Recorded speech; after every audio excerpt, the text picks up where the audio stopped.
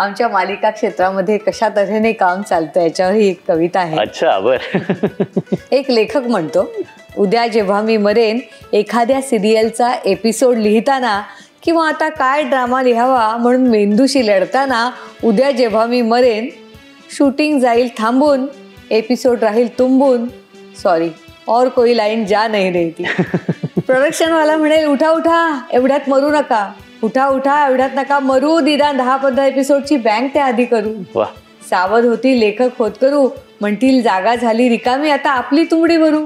बरी लिहित होती म्हणतील चॅनलवाले, 4 ओळी तरी खरडतील पेपरवाले. लेखन क्षेत्राची होईल हानीबिनी, मग काय नवा लेखक नवी कहाणी. स्वर्गातही असेल का एखादं चॅनल, तिथेही असेल का फीडबॅक, PRP, की आर्टिस्टचे ऍडजस्टमेंट्स आणि वेळ कमी म्हणून फक्त छापाछापी. गेले होते स्वप्नात हरवून, कोणीतरी केलं जागा हलवून.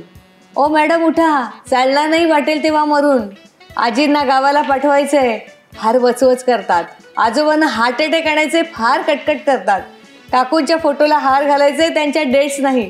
काकाला वाइंड अप करा, परवडणारे रेट्स नाहीत. तिला प्रेग्नंट करा, याला विषबाधा करा, त्याला जिन्यावरून पडा, याला जमिनीत काढा. मेल्यावरही येत होती EPची प्रेमळ साथ, मी म्हटलं बाय बाय, मिलेंगे ब्रेक के बाद.